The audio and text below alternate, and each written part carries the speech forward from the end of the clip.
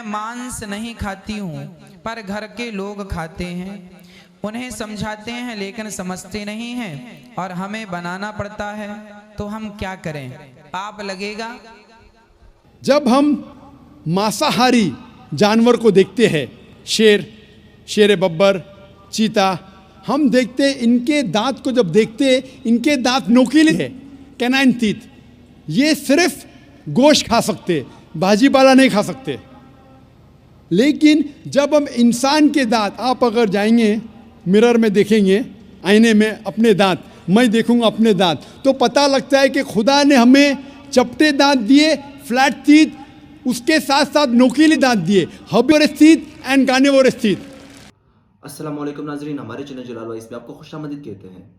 नाजरीन, इस वीडियो में एक लड़की ने अनिरुद्धा चेहरे से सवाल किया कि मेरे घर में सब लोग गोश्त खाते हैं, क्या मुझे भी गोश्त खाना चाहिए?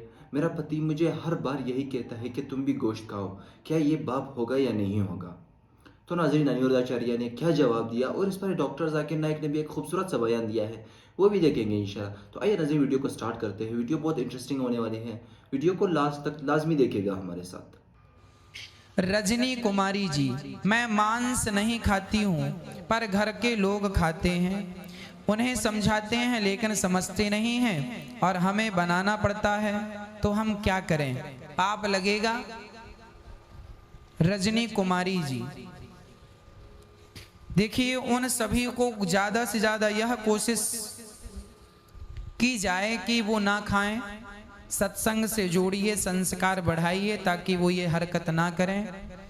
आपके पति कहते हैं कि मांस बनाओ, तो चूंकि पति की आज्ञा है तो पति को भगवान समझती हैं आप, तो उनकी इस आज्ञा का पालन आपको करना चाहिए।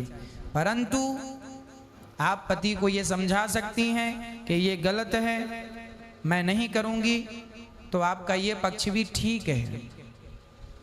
आपने यदि पति की कभी किसी आज्ञा का उल्लंघन ना किया हो, तब तो ये भी आज्ञा का उल्लंघन आप नहीं कर सकती। और कुछ आज्ञाओं का आपने उल्लंघन किया है तो फिर इसका भी आप उल्लंघन कर लीजिए कि भाई मांस तो मेरे से नहीं बनाया जाएगा, मैं तो दाल चावल सब्जी रोटी बनाऊंगी। और आपका बेटा कहे मम्मी मांस बनाओ, तो फिर आप उसे 4 नहीं 10 थप्पड़ मेरी तरफ से भी जमाइएगा, है ना। आपका बेटा कहे कि मम्मी मांस बना के दो, तो बेटे को तो 4 थप्पड़ आपकी तरफ से, 6 थप्पड़ मेरी तरफ से, पूरे 10 मारिएगा।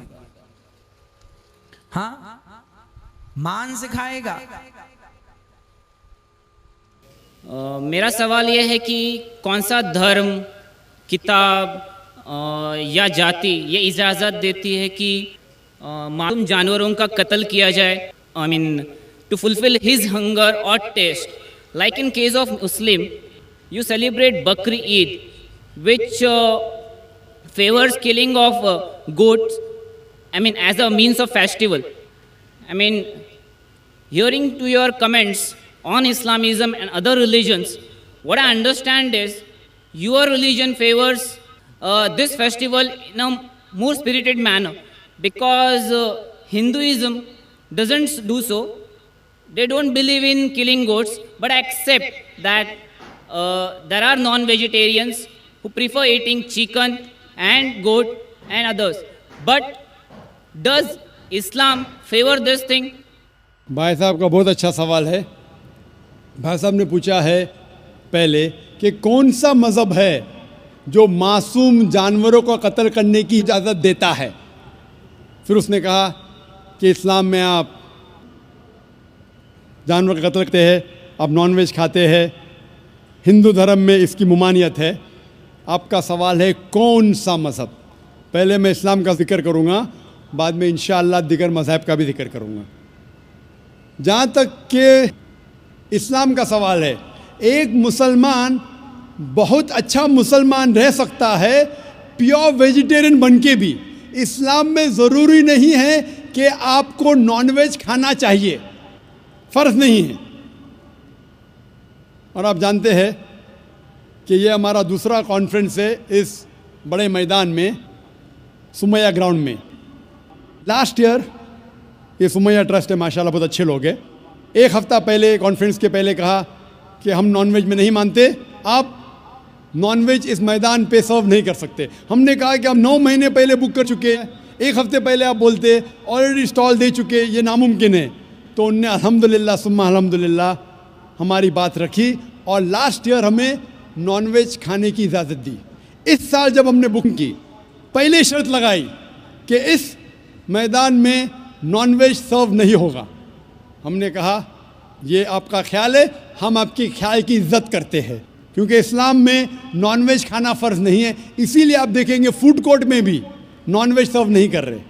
हमारे जो मुकर्रिरीन हैं, इस्लाम के विद्वान हैं, उनको भी हमने कहा, हमने माजरत चाही कि इस ग्राउंड पे हम आपको नॉनवेज नहीं सर्व करेंगे, क्योंकि ये मुसलमान की ज़बान है। हम जब ज़बान देते हैं उसका पालन करते हैं। आपका सवाल, जैसे मैंने कहा कि मुसलमान को नॉनवेज खाना फ़र्ज नहीं है, लेकिन क्योंकि अल्लाह सुब्हाना व तआला ने हमें इजाज़त दी है, कुरान मजीद में लिखा है सूरह माइदा सूरा नंबर 5 आयत नंबर 1 में कि वो जानवर जो आपके लिए हलाल है, 4 पाँव के, जो आपके लिए हलाल है उसको आप खा सकते हैं। लिखा है सूरह नहल में सूरा नंबर 16 आयत नंबर 5 में भी कि वो जानवर जो आपके लिए हलाल है उसका गोश्त आप खा सकते हैं। ये लिखा है सूरह मोमिनून में सूरा नंबर 23 आयत नंबर 18 में भी। कई जगह लिखा है कि आप हलाल जानवर का गोश्त खा सकते हैं। जब कुरान मजीद में हमारे खालिक, हमारा रब, हमारा अल्लाह सुब्हाना व तआला परमिशन देता है तो हम क्यों ना खाएं। आज की साइंस ये कहती है कि वेजिटेबल्स में टोटल प्रोटीन नहीं है। हमारा जो जिस्म है, इंसानी जिस्म, इसके अंदर 8 अमाइनो एसिड्स नहीं बनते। 8 अमाइनो एसिड्स बाहर के फूड, बाहर के खाने में आना ज़रूरी है। कोई भी वेजिटेबल दुनिया में नहीं है जिसमें सारे 8 अमाइनो एसिड मौजूद है, लेकिन नॉनवेज फूड में अल्हम्दुलिल्लाह सुम्मा अल्हम्दुलिल्लाह कई नॉनवेज फूड में सारे अमाइनो एसिड जो जिस्म नहीं पैदा करता है, इसे कहते इसेंशियल अमाइनो एसिड मौजूद है।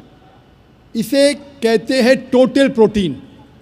आज की साइंस ये कहती है कि nonveg food is nutritious, it is full of protein.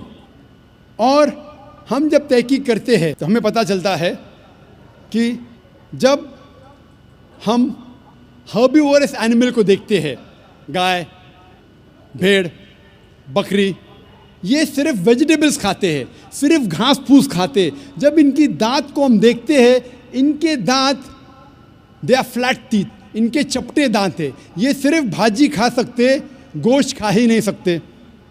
जब हम मांसाहारी जानवर को देखते हैं, शेर, शेर बब्बर, चीता, हम देखते हैं इनके दांत को जब देखते हैं, इनके दांत नोकीले हैं, कैनाइन टीथ। ये सिर्फ गोश्त खा सकते, भाजी पाला नहीं खा सकते। लेकिन जब हम इंसान के दांत, आप अगर जाएंगे मिरर में देखेंगे, आईने में अपने दांत, मैं देखूंगा अपने दांत, तो पता लगता है कि खुदा ने हमें चपटे दांत दिए, फ्लैट टीथ, उसके साथ साथ नोकीले दांत दिए, herbivorous teeth and carnivorous teeth. अगर ईश्वर चाहता था कि सिर्फ मैं भाजी पाला खाऊं तो ये नोकीले दांत क्यों दिए? गोश्त खाने के लिए। आज की साइंस कहती है डाइजेस्टिव सिस्टम जो है, जो शाकाहारी जानवर के डाइजेस्टिव सिस्टम है, वो सिर्फ वेजिटेबल्स डाइजेस्ट कर सकते हैं, भाजी पाला, गोश्त को डाइजेस्ट नहीं कर सकते। लेकिन जो कार्निवोरस एनिमल्स है, कार्निवोरस जानवर है, लायन, टाइगर, लेपर्ड, वो सिर्फ गोश्त को डाइजेस्ट कर सकते, भाजी पाला डाइजेस्ट नहीं कर सकते। इंसान का डाइजेस्टिव सिस्टम है, इसमें स्मॉल इंटेस्टाइन है, इसमें लार्ज इंटेस्टाइन है। ये भाजी पाला भी डाइजेस्ट कर सकती है, गोश्त भी डाइजेस्ट कर सकती है। अगर खुदा चाहते थे कि सिर्फ हम भाजी पाला खाए तो नॉनवेज फ्लैश डाइजेस्ट करने का डाइजेस्टिव सिस्टम क्यों दिया? क्योंकि हम फ्लैश खा सके, गोश्त खा सके। बहुत से गैर मुसलमानों को ये गलत फहमी है कि उनके मज़हब में गोश्त खाना हराम है, और कई हिंदू समझते हैं कि उनके मज़हब में लिखा है कि गोश्त खाना हराम है। और आपने कहा कि हमारे धर्म में गोश्त खाना हराम है। भाई साहब, आपको आपके धर्म का इल्म कम है, इसीलिए मैं कहता हूँ कि हिंदुइज्म जानने के लिए हिंदू की तरफ मत देखिए, हिंदू ग्रंथ का मुताला कीजिए। जब आप हिंदू ग्रंथ का मुताला करते हैं, लिखा है मनुस्मृति में चैप्टर नंबर 5 श्लोक नंबर 30 में, उसमें लिखा है कि ईश्वर ने कुछ जानवर बनाए खाने के लिए और कुछ जानवर को खा जाने के लिए। God has created some animals to eat and some to be eaten. अगर आप उस जानवर को खाते हैं जिन जानवर को खुदा ने बनाया है खा जाने के लिए, तो आप गुनाह नहीं कर रहे। If you are eating the animals who God has created to be eaten, you are not doing a sin. आगे जब पढ़ते लिखा है मनुस्मृति में चैप्टर नंबर 5 में अध्याय नंबर 5 में मंत्र नंबर 40 में कि खुदा ने कुछ जानवर बनाए हैं कुर्बानी के लिए। अगर आप कुर्बानी में जानवर का कत्ल करते हैं तो आप गुनाह नहीं करते। आगे लिखा है मनुस्मृति में चैप्टर नंबर 5 मंत्र नंबर 41 में कि जानवर का कत्ल करना, जो जानवर खाने के लिए बनाए गए हैं वो गुनाह नहीं है। इसी तरीके से कई जगह वेद में लिखा है कि ऋषि गोश्त खाते थे, जानवर को खाते थे। वक्त नहीं है डिटेल में बात करने का, लेकिन अगर आप महाभारत पढ़ेंगे अनुशासन पर्व चैप्टर नंबर 88, इसके अंदर युधिष्ठिर जो पांडव का एक भाई था वो पूछता है भीष्म से कि हम यज्ञ में पूजा में क्या खाना दे भगवान को, ईश्वर को, ताकि हमारे पुरखों को संतुष्ट मिले। तो भीष्म कहता है युधिष्ठिर से कि आप यज्ञ में अगर भाजी पाला देंगे तो हमारे बाप दादा 1 महीने के लिए खुश रहेंगे। अगर आप मच्छी देंगे 2 महीने के लिए, अगर आप खरगोश देंगे 3 महीने के लिए, अगर गोश्त देंगे तो 4 महीने के लिए, अगर आप बेकन देंगे तो 5 महीने के लिए, अगर परिंदे का गोश्त देंगे तो 6 महीने के लिए, अगर हिरन का गोश्त देंगे तो 7 महीने के लिए। पूरा मेन्यू है, माशाअल्लाह बड़ा मेन्यू है। उसके आगे लिखा है अगर आप गाय देंगे तो पूरे 1 साल के लिए हमारे बाप दादा संतुष्ट रहेंगे, और अगर गेंडा राइनोसरस देंगे तो 20 साल के लिए हमारे बाप दादा खुश रहेंगे। पूरा मेन्यू है। क्या चाहते हैं बोलो? मच्छी, खरगोश, क्या चाहते हैं बोलो? ये आपके ग्रंथ में लिखा है, मेरे ग्रंथ में नहीं।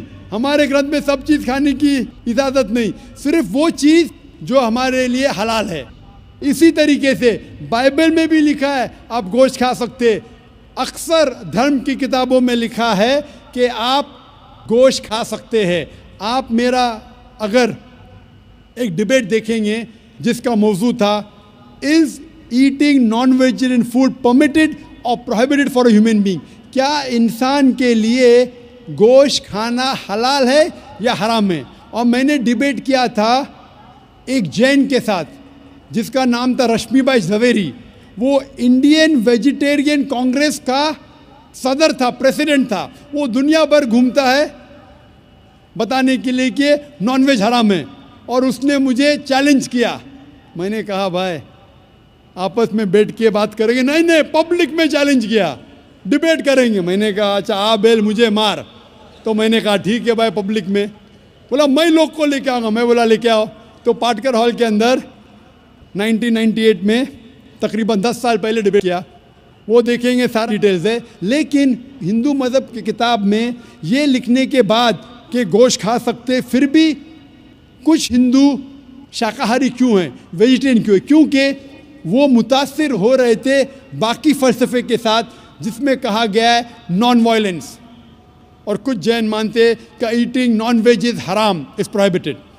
और हम जब पूछते क्यों जानवर का गोश्त खाना हराम है, तो वो कहते हैं कि घास और भाजी पाला के अंदर ज़िंदगी नहीं है, जानवरों में ज़िंदगी है।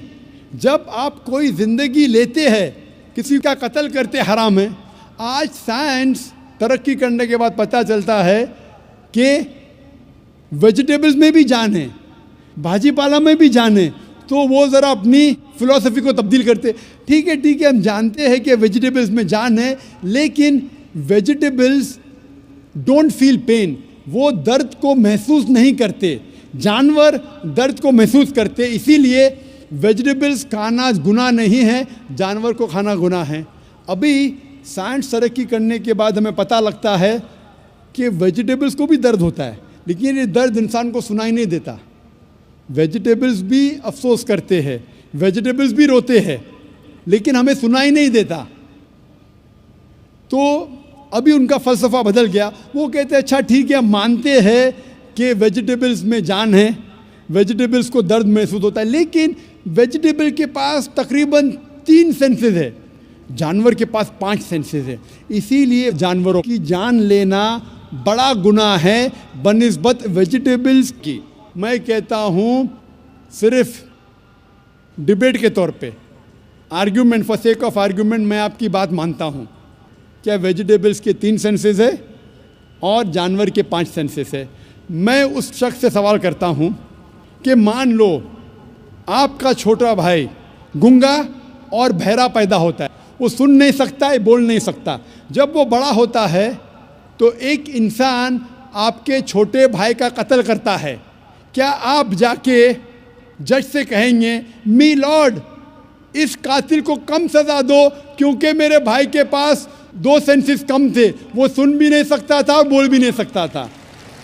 आप उल्टा कहेंगे मी लॉर्ड जज इस कातिल को डबल पनिशमेंट दो, डबल सजा दो, वो तो मेरा भाई मासूम था, बेचारा सुन भी नहीं सकता था और बोल भी नहीं सकता था।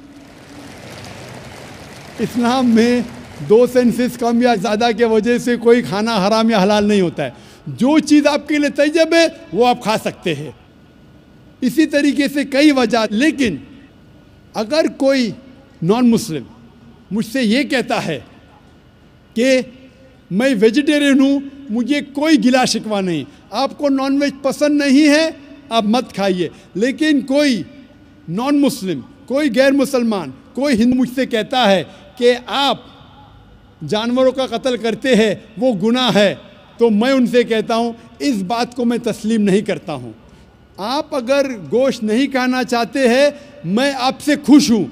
अगर हिंदुस्तान में सब गैर मुस्लिम गोश्त खाने लगेंगे तो गोश्त का भाव बढ़ जाएगा। तो मुझे कोई गिला शिकवा नहीं अगर गैर मुस्लिम गोश्त नहीं खाते, लेकिन अगर मुझसे कहते हैं कि गोश्त खाना गुनाह है तो मैं ये जवाब देता हूँ। अभी आपको संतुष्ट हो चुका होगा कि साइंस के मुताबिक, आपके मज़हब की किताब के मुताबिक, कुरान के मुताबिक गोश्त खाने की इजाज़त है सारे इंसान को। Hope the answers the question.